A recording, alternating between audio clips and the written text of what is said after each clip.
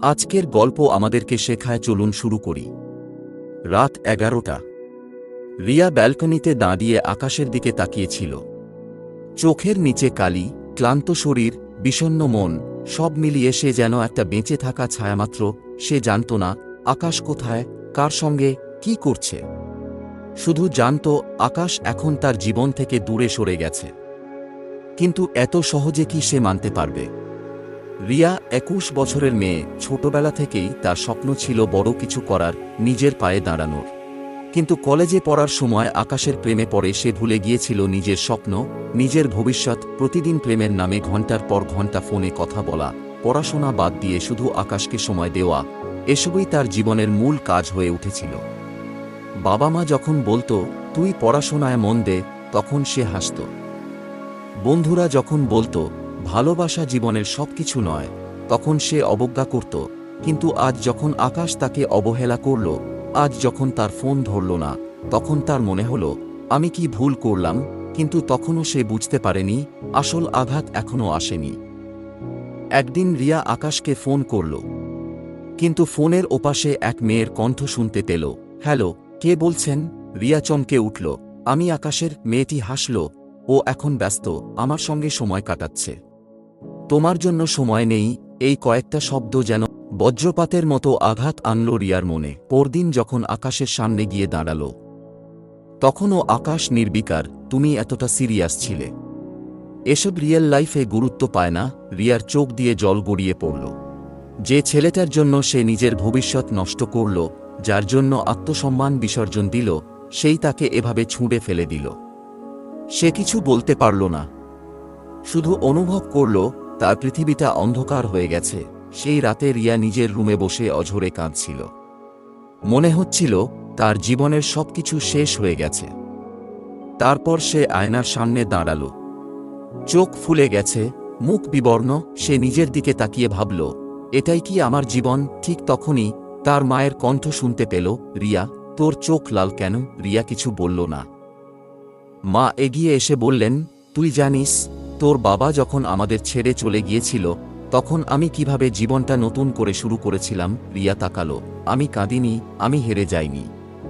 আমি পড়াশোনা করেছি, নিজেকে প্রতিষ্ঠিত করেছি। কারণ আমি জানতাম পুরুষ আসবে যাবে, কিন্তু নিজের স্বপ্ন আর আত্মসম্মান যদি একবার চলে যায়, সেটা আর ফিরে পাওয়া যায় না। মায়ের এই কথাগুলো রিয়ার হৃদয়ের গভীরে গেঁথে গেল। সেই রাতেই সে ঠিক করল আর কাঁদবে না, আর কারো জন্য নিজের জীবন নষ্ট করবে না। এখন থেকে শুধু নিজেকে নিয়ে ভাববে। পরদিন সকালে রিয়া তার ফোন থেকে আকাশের সব নম্বর, মেসেজ, ছবি ডিলিট করল।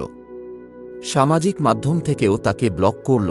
তারপর নিজের ডায়েরির প্রথম পৃষ্ঠায় লিখল, ভালোবাসা নয়, সাফল্যই শক্তি। আজ থেকে আমি শুধু নিজের স্বপ্নের পেছনে ছুটব।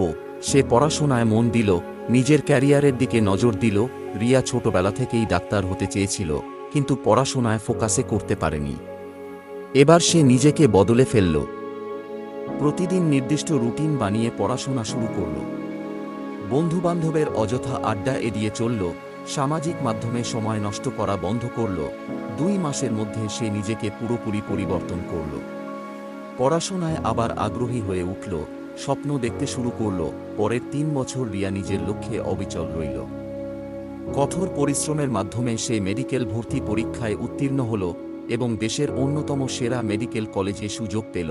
প্রথম দিন যখন সে তার হোস্টেলের সামনে দাঁড়াল, তখন তার চোখে জল এসে গেল। আজ যদি আমি সেই পুরনো ভুলে ডুবে থাকতাম, তাহলে হয়তো আজ এখানে আসতে পারতাম না। দেখতে দেখতে 4 বছর কেটে গেল। একদিন রিয়া হাসপাতালের করিডোরে হাঁটছিল। হঠাৎ একজন রোগী এসে বলল, ডাক্তার আপা, একজন আপনাকে দেখতে চায়। সে কেবিনে ঢুকতেই চমকে গেল। সামনে বসে আছে আকাশ। আকাশ অসুস্থ, চোখের নিচে কালি, শরীর দুর্বল। রিয়া নির্বিকার কণ্ঠে বলল, কি হয়েছে? আকাশ তাকিয়ে বলল, রিয়া, আমি আজ বুঝতে পেরেছি তুমিই ছিলে সঠিক মেয়ে। আমি তোমাকে অবহেলা করেছি, আজ তার ফল ভোগ করছি। আমি যদি তোমার জীবনে আবার আসতে চাই। রিয়া একটু হেসে বলল, আমার জীবনে এখন শুধু স্বপ্ন আর দায়িত্ব আছে, পুরনো মানুষদের জন্য জায়গা নেই। সে সোজা হয়ে দাঁড়াল, কেবিন থেকে বেরিয়ে গেল। তার সামনে ছিল উজ্জ্বল ভবিষ্যৎ, যেখানে কেবল স্বপ্ন, সফলতা আর আত্মসম্মান ছিল। এই গল্প আমাদের শেখায় প্রেম জীবনের সবকিছু নয়, সাফল্যই আসল শক্তি। কেউ যদি তোমাকে ত্যাগ করে, তবে সেটা তোমার দুর্বলতা নয়, বরং নতুন কিছু শুরু করার সুযোগ। নিজেকে ভালোবাসো, নিজের স্বপ্নকে গুরুত্ব দাও। জীবন একটাই, সময় সীমিত। তাই ভুল মানুষের পেছনে সময় নষ্ট না করে নিজেকে নিয়ে বাঁচতে শেখো। একদিন সফলতা নিজেই তোমার কাছে এসে ধরা দেবে।